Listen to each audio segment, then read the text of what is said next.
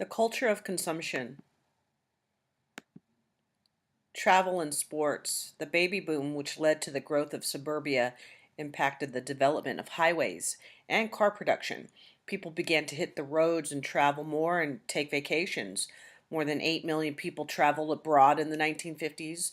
Those who stayed home created a new industry of domestic tourism. Americans were visiting national parks, beaches, and Disneyland. This era also saw an increase in the motel industry. Sports.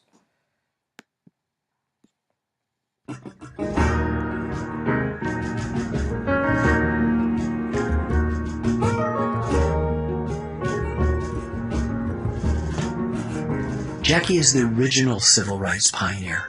When Jackie broke the color line in baseball in 1947, Martin Luther King was a junior at Morehouse College. Harry S. Truman had not integrated the military. The Supreme Court had not ruled in Brown versus Board of Education that segregation was illegal. And Rosa Parks hadn't refused to give up her seat on the bus, as Jackie had done more than a decade before her in 1944, for which she got court-martialed at Fort Hood and won. Let me just quote Martin Luther King. Jackie Robinson was a sit-inner before sit-ins and a freedom rider before freedom rides. And that says it all. More than anything else, what African Americans have wanted from America is a seat at the table. Jackie Robinson knew once he got in the door, you could knock down all of these conventions. First, you get out there and you prove you can play. Then you can start talking back to umps. Then you start dealing with writers on your terms instead of their terms. Then you start fighting to make sure the hotels are integrated. And over time, Jackie Robinson has pushed us forward. For him, there was no satisfaction with simply being allowed to enter the room. There's no time like the present to be revisiting the Jackie Robinson story. Fame and celebrity are so important to our national culture, and I think that Robinson gives us a great window into what you can do with that fame and celebrity to affect change across the country. I hope that this film gives people a chance to get to know the real Jackie Robinson and to understand him and his heroism in a new way, in a more complicated way, in a more human way. I think that there's so much to relate to about his story that feels very relevant today. A lot of us talk a good talk. He actually walked the walk. He got up every day and tried to make things better for other people. Every single day, with a fire in his belly that I hope is inspirational. I hope that some kid watches this or some adult watches this and says, I get it. Up to now, I have been just mouthing the words, pretending. Now it's time to roll up the sleeves and really actually do something, really make a difference, as he said that we're only measured by the differences we make in the lives of other people.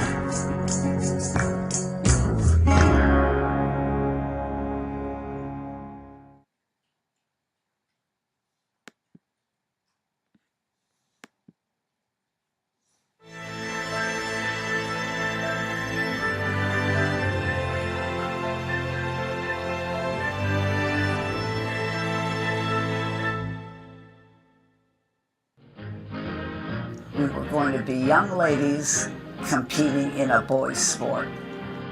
There was a feeling that the fellows were going off to war. That's initially why they started, because the word was around that there would be no more baseball. I still remember seeing pictures of Greenberg and some of the men you saw them leaving from baseball and going into the service. We did help to fill a void, so they could see that America was still trying to carry on baseball, because baseball is America.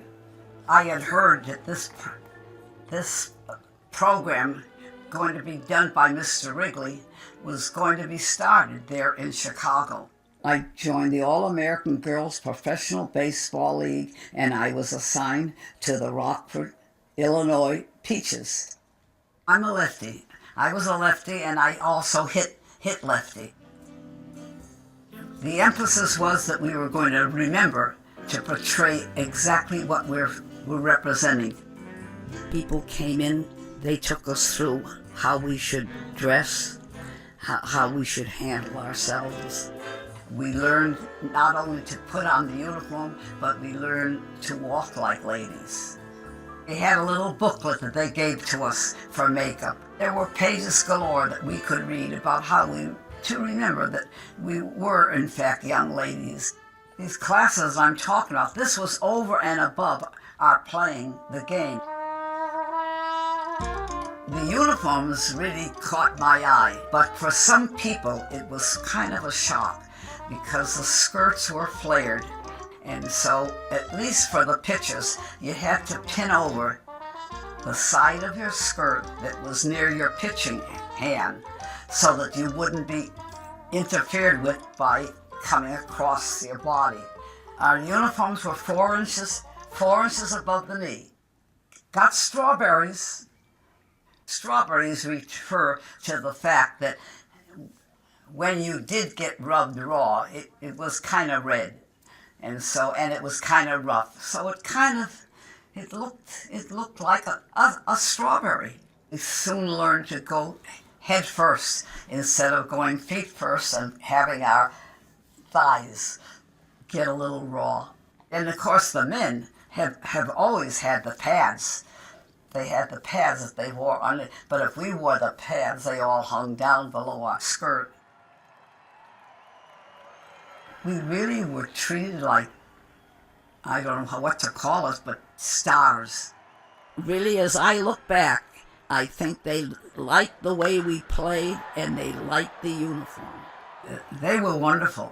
I don't think I told you, we all had different nicknames, and Rockford was called the Rockford Peaches. It was amazing the number of times that fans would come and they would call us over and they all had peaches. We would all get that wonderful fruit. We just felt like one big family. We always sang on the bus, all the old favorites. But one of the girls finally one day, she came up with a song, and it was, "Oh, we hail from Rockville, Illinois, it's just across the line. We're not too young, we're not too old, in fact, we're in our prime. Oh, we hit the ball with might and main, and fielding we are fast. We are the Rockford Ball Club, we always dress a class."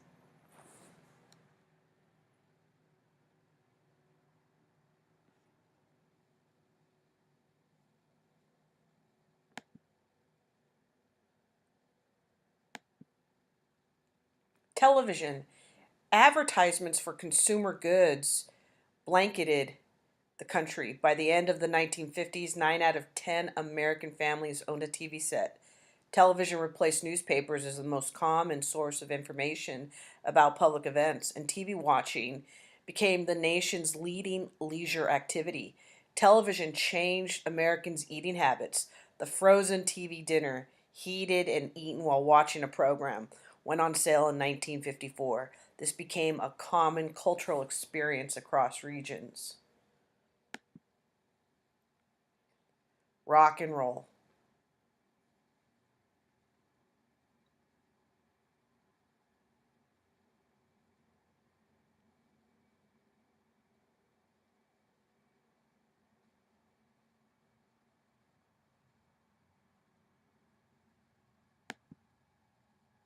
You ain't nothing but a hound dog, crying all the time. You ain't nothing but a hound dog, crying all the time. Well, you ain't never gonna rather and you ain't no friend of mine. Well, they said you were high class. Well, that was just a lie. Yeah, they said you were high class. Well, that was just a lie. Yeah, you ain't never gonna rather and you ain't no friend of mine. You ain't nothing but a hound dog. You ain't nothing but a hound dog.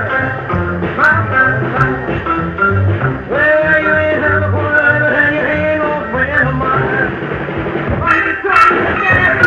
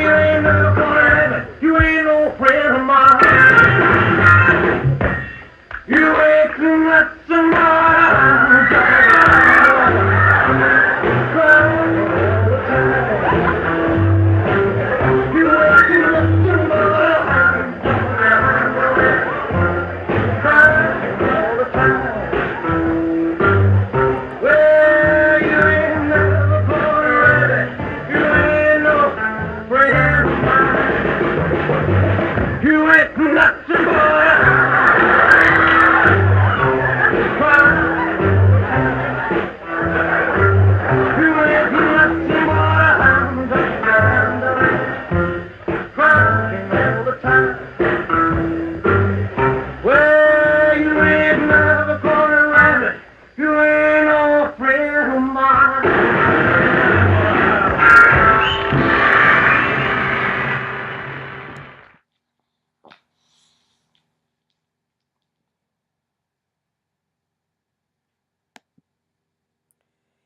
Emergence of youth culture. Teenagers were a growing part of the population thanks to the baby boom. The emergence of a popular culture geared to the emerging youth market suggests that significant generational tensions lay beneath the bland surface of 1950s life.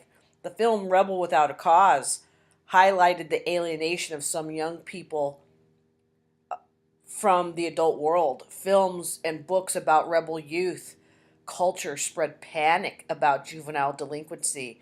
A Senate committee held hearings in 1954 on whether violent comic books caused criminal behavior among young people.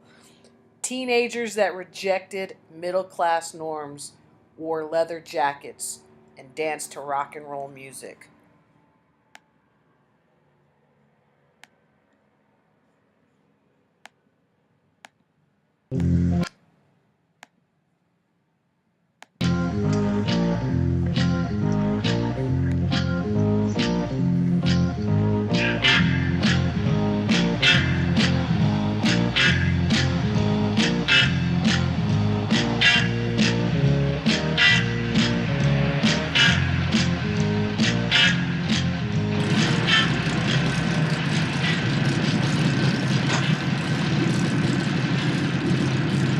Hey, Lord, what in the hell are you doing in there? Is she gonna ride with you? Mind your business, John. Yeah, she's going with me. You take care of yourself, man. You guys ready?